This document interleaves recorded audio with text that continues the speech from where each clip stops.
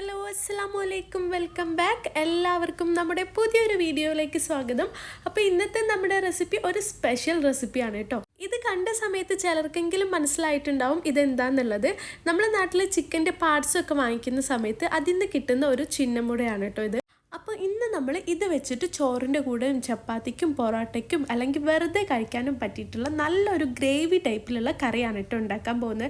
അപ്പോൾ വീഡിയോ എല്ലാവരും സ്കിപ്പ് ചെയ്യാണ്ട് വാച്ച് ചെയ്തേക്കാം. പിന്നെ വീഡിയോ ഇഷ്ടമായാൽ ഇപ്പോൾ തന്നെ ഒന്ന് ലൈക്ക് ചെയ്തേക്കാം. ചാനൽ ഇതുവരെ സബ്സ്ക്രൈബ് ചെയ്തിട്ടില്ലെങ്കിൽ ഒന്ന് സബ്സ്ക്രൈബ് ചെയ്ത് സപ്പോർട്ട് ചെയ്തേക്കാം. അപ്പോൾ ഈ ഒരു കറി ഉണ്ടാക്കാൻ നമുക്ക് ആദ്യം തന്നെ വേണ്ടത് ചിന്നമുടയാണ് കേട്ടോ. അപ്പോൾ ഞാൻ നല്ല രീതിയിൽ തന്നെ കഴുകി അതിലുള്ള വെള്ളമൊക്കെ മാക്സിമം ഒഴിവാക്കിയിട്ട് ഒരു പാത്രത്തിലോട്ട് മാറ്റിയിട്ടുണ്ട്. ഇത് അധികം ചിക്കൻ്റെ പാർട്സിനൊപ്പമാണ് കിട്ടുക. പിന്നെ ഞാൻ സെപ്പറേറ്റ് വാങ്ങിച്ചതാണ് കേട്ടോ. നമുക്കിങ്ങനെ കറി വെക്കാനെന്ന് പറഞ്ഞിട്ട് ഷോപ്പിൽ നിന്ന് സെപ്പറേറ്റ് വാങ്ങിച്ചതാണ്. ഇത് ഏകദേശം 1 കിലോൻ്റെ അടുത്തുണ്ടാവും. അടുത്തതായിട്ട് ഞാൻ ഇതിലോട്ട് 2 സവാളയാണ് എടുത്തിട്ടുള്ളത്. അപ്പോൾ 1 കിലോ ചിന്നമുടക്ക് 2 സവാള എന്ന രീതിയിലാണ് കേട്ടോ എടുത്തിട്ടുള്ളത്. സവാള ഇതുപോലെ നല്ല നൈസായിട്ട് കട്ട് ചെയ്തെടുത്തിട്ടുണ്ട്. അടുത്തതായിട്ട് 2 തക്കാളി എടുത്തിട്ടുണ്ട്. തക്കാളിയും ചെറുതായിട്ടാണ് കട്ട് ചെയ്തിട്ടുള്ളത്. പിന്നെ 2 പച്ചമുളകും കട്ട് ചെയ്ത് വെച്ചിട്ടുണ്ട്. പിന്നെ കുറച്ച് മല്ലിയില എടുത്തിട്ടുണ്ട്. അതുപോലെ കുറച്ചധികം തന്നെ കറിവേപ്പിലയും എടുത്തിട്ടുണ്ട്. ഇനി ഒരു പ്രഷർ കുക്കർ എടുക്കാം. നമ്മൾ നേരത്തെ മാറ്റി വെച്ചിട്ടുണ്ടായിരുന്ന സവാളയും തക്കാളിയും അതുപോലെ തന്നെ കറിവേപ്പിൻ്റെലയും മല്ലിച്ചപ്പും എല്ലാം കൂടെ അതിലോട്ട് ചേർത്ത് കൊടുക്കുക. പിന്നെ നിങ്ങൾക്ക് വേണമെങ്കിൽ പാത്രത്തിൽ വഴറ്റിയെടുത്തിട്ടും ഈ ഒരു ചിന്നമുട റെഡിയാക്കി എടുക്കാം. ഞാൻ പിന്നെ കുറച്ചുകൂടെ എളുപ്പത്തിലായിക്കോട്ടെ എന്ന് കരുതിയിട്ടും അതുപോലെ തന്നെ നല്ല ടേസ്റ്റ് കിട്ടാൻ വേണ്ടിയിട്ടുമാണ് കേട്ടോ പ്രഷർ കുക്കറിൽ ഇങ്ങനെ വേവിച്ചെടുക്കുക. നമ്മൾ കട്ട് ചെയ്ത് വെച്ചിട്ടുള്ള വെജിറ്റബിൾസൊക്കെ ചേർത്ത് കഴിഞ്ഞാൽ അടുത്തതായിട്ട് നമുക്ക് ഇതിലോട്ട് കുറച്ചധികം തന്നെ വെളിച്ചെണ്ണ ചേർത്ത് കൊടുക്കാം കേട്ടോ. അപ്പം നമ്മളിങ്ങനെ വെളിച്ചെണ്ണ ചേർക്കുമ്പം ഇതിന് നല്ലൊരു ടേസ്റ്റ് ആയിരിക്കും ഉണ്ടാവുക. അപ്പോൾ ഞാനിവിടെ 2 ടേബിൾ സ്പൂൺ വെളിച്ചെണ്ണ ചേർത്ത് കൊടുക്കുന്നുണ്ട്. അതുപോലെ തന്നെ ഒരു 1/2 ടീസ്പൂൺ പെരുംജീരകം ചേർത്ത് കൊടുക്കുക. ഇനി നമുക്കിതിലോട്ട് 1/4 ടേബിൾ സ്പൂൺ പെരുംജീരകം ചേർത്ത് കൊടുക്കുക. ജീരകം എടുക്കുമ്പം എപ്പോഴും ശ്രദ്ധിക്കേണ്ട ഒരു കാര്യം ജീരകം മാറിപ്പോവാണ്ടിരിക്കാൻ നോക്കാം കേട്ടോ. അടുത്തതായിട്ട് 1/2 ടേബിൾ സ്പൂൺ പൊടിച്ച കുരുമുളകും കൂടെ ചേർത്ത് കൊടുക്കുന്നുണ്ട്. അതുപോലെ തന്നെ 1 ടേബിൾ സ്പൂൺ മല്ലി ചേർത്ത് കൊടുക്കുന്നുണ്ട്. 1 ടേബിൾ സ്പൂൺ മുളക് പൊടിയും കൂടെ ചേർത്ത് കൊടുക്കുക. ഇനി ഇതിലോട്ട് ആവശ്യത്തിനുള്ള ഉപ്പും കൂടെ ചേർത്ത് കൊടുക്കുക. അടുത്തതായിട്ട് 1 table spoon ginger garlic paste ചേർത്ത് കൊടുക്കുക. ഇനി നിങ്ങളുടെ കയ്യിൽ പേസ്റ്റ് ഇല്ലെങ്കിലും കുഴപ്പമൊന്നുമില്ല. ഒരു ചിറ്റ് വെളുത്തുള്ളി ഒന്ന് ചതച്ചിട്ട് അതുപോലെ ഒരു ചെറിയ കഷ്ണം ഇഞ്ചിയും കൂടെ ചതച്ച് ചേർത്ത് കൊടുത്താൽ മതി. എന്നിട്ട് ഇതെല്ലാം കൂടെ നല്ല രീതിയിൽ തന്നെ ഒന്ന് മിക്സ് ചെയ്ത് കൊടുക്കുക കേട്ടോ. അപ്പം നമ്മൾ ബിരിയാണിക്കൊക്കെ മസാല തയ്യാറാക്കൂലേ, ആ ഒരു രീതിയിൽ വേണം മിക്സ് ചെയ്ത് കൊടുക്കാൻ. മാക്സിമം ഒന്ന് കുഴച്ചെടുക്കണം. എന്നിട്ട് ഇതിലോട്ട് കുറച്ച് വെള്ളം, വളരെ കുറച്ച് വെള്ളം മാത്രം ചേർത്ത് കൊടുക്കുക. എന്നിട്ട് വീണ്ടും നല്ല രീതിയിൽ തന്നെ ഒന്ന് മിക്സ് ചെയ്ത് കൊടുക്കുക. പിന്നെ ഈ ഒരു രീതിയിൽ നിങ്ങൾക്ക് വേണമെങ്കിൽ ചിക്കൻ്റെ പാർട്സും കറി വെക്കാം കേട്ടോ. നല്ല ടേസ്റ്റ് ആയിരിക്കും. നമ്മളിങ്ങനെ ഈ ഒരു എന്താ പറയുക വെജിറ്റബിൾസൊക്കെ കുഴയ്ക്കുന്ന ആ ഒരു ടൈമിൽ തന്നെ ചിക്കൻ്റെ പാർട്സും അതിലോട്ട് ചേർത്ത് കൊടുക്കുക. എന്നിട്ട് എല്ലാം കൂടെ ഒരുമിച്ച് കുഴച്ചിട്ട് അടച്ചു വെച്ച് ഒരു 3-4 വിസിലെടുത്ത് കഴിഞ്ഞാൽ ചിക്കൻ്റെ പാർട്സ് കറി റെഡിയാവും കേട്ടോ. ഞാനിപ്പോൾ ഇതിങ്ങനെ സെപ്പറേറ്റ് ചെയ്യുന്നത് എന്താണെന്ന് വെച്ചാൽ നമ്മൾ മസാല ഉണ്ടാക്കുന്ന ആ ഒരു ടൈമിൽ തന്നെ ഇതിലോട്ട് ആ ഒരു ചിന്നമുട ചേർക്കുമ്പം അത് പൊട്ടിപ്പോവാനുള്ള ചാൻസ് ഉണ്ട് കേട്ടോ. അതുകൊണ്ടാണ് ആദ്യം ഒന്ന് കൈകൊണ്ട് മിക്സ് ചെയ്തിട്ട് പിന്നെ ഇതിലോട്ട് ചിന്നമുട ചേർത്ത് കൊടുക്കുന്നത്. അപ്പോൾ ചിന്നമുട ചേർത്ത് കഴിഞ്ഞാൽ ഒരു സ്പൂണ് വെച്ചിട്ട് ഇതുപോലെ പതുക്കെ ഒന്ന് മിക്സ് ചെയ്ത് കൊടുക്കുക. ഒരുപാട് മിക്സ് ചെയ്യേണ്ട ആവശ്യമൊന്നുമില്ല. പിന്നെ ഞാൻ ഇതിലുള്ള വെള്ളം കാണിച്ചു തരാം കേട്ടോ. അതാ ഇത്രയും വെള്ളം മാത്രം വെച്ചാൽ മതി.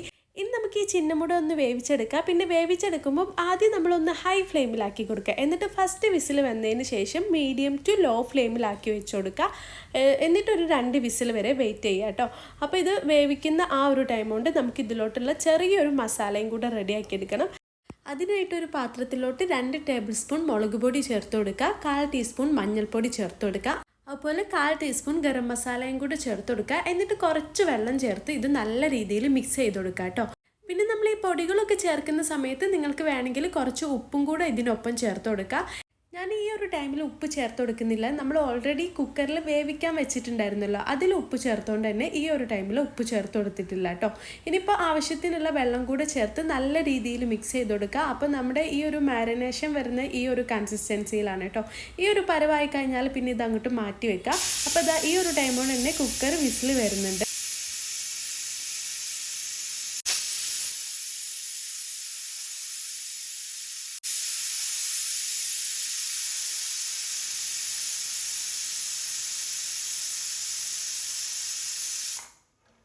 അങ്ങനെ 2 വിസിലിന് ശേഷം കുക്കർ ഒന്ന് മാറ്റി വെക്കുക. അതിലുള്ള കംപ്ലീറ്റ് പ്രഷർ പോകാൻ വേണ്ടിയിട്ട് ഒന്ന് വെയിറ്റ് ചെയ്യുക. കുക്കർ നിങ്ങൾ തുറക്കുന്ന സമയത്ത് ഒരിക്കലും ചൂടോട് കൂടിയിട്ട് അങ്ങോട്ട് തുറക്കരുത് കേട്ടോ. അപ്പോൾ കംപ്ലീറ്റ് പ്രഷർ പോയതിന് ശേഷം മാത്രം നമുക്കത് തുറന്നു നോക്കാം.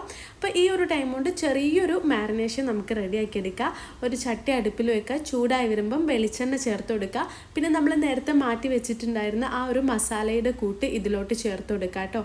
എന്നിട്ട് നല്ല രീതിയിൽ തന്നെ ഒന്ന് മിക്സ് ചെയ്ത് കൊടുക്കുക. പിന്നെ നിങ്ങൾക്ക് ടൈം ഇല്ലാന്നുണ്ടെങ്കിൽ ഇങ്ങനെ ചെയ്യേണ്ട ആവശ്യമൊന്നുമില്ല. കുക്കറിലുള്ള കറി അങ്ങനെ തന്നെ കഴിക്കാം കേട്ടോ. നല്ല ടേസ്റ്റി ആയിരിക്കും.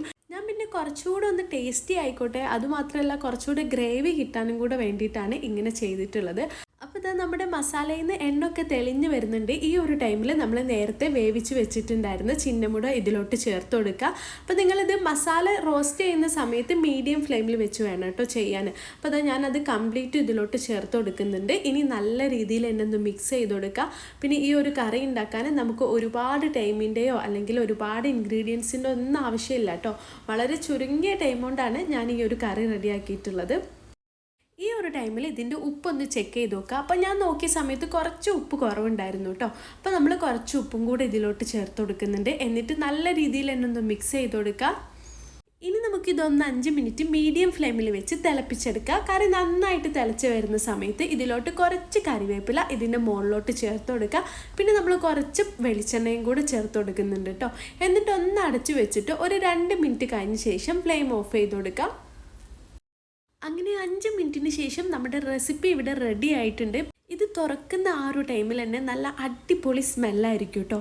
പിന്നെ ഈ ഒരു റെസിപ്പിനെ പറ്റി പറയുകയാണെങ്കിൽ നമുക്ക് ചോറിനൊപ്പവും ചപ്പാത്തിക്കൊപ്പവും പൊറോട്ടയ്ക്കൊപ്പവും നെയ്ച്ചോറ് പുട്ട് എന്തോ ആവട്ടെ എന്തിനൊപ്പം കഴിക്കാനും നല്ല അടിപൊളി ടേസ്റ്റാണ്. ഇനിയിപ്പോൾ ഇതൊന്നുമില്ല വെറുതെ കഴിക്കാനാണെങ്കിലും നല്ല ടേസ്റ്റാണ്. ഇനിയിപ്പോൾ നിങ്ങൾക്ക് ഈ ഒരു റെസിപ്പി ഉണ്ടാക്കാൻ ചിന്നമുട കിട്ടിയിട്ടില്ല എന്നുണ്ടെങ്കിൽ ടെൻഷൻ ആവേണ്ട ആവശ്യമില്ല. നമ്മുടെ കടയിൽ നിന്നൊക്കെ വാങ്ങിക്കുന്ന കാടമുട വെച്ചിട്ടും നമുക്ക് ഈ ഒരു റെസിപ്പി ചെയ്തെടുക്കാം കേട്ടോ. ഞാൻ ഇതിൽ കാണിച്ചിട്ടുള്ള സെയിം രീതിയിലാണ് അതും ചെയ്യുക. പിന്നെ ചിന്നമുടയ്ക്ക് പകരം കാടമുട പുഴുങ്ങിയിട്ട് അത് വേണം ചേർത്ത് കൊടുക്കാൻ. എന്നിട്ട് കുക്കറിൽ ഒരൊറ്റ വിസിൽ വരെ വെയിറ്റ് ചെയ്യുക.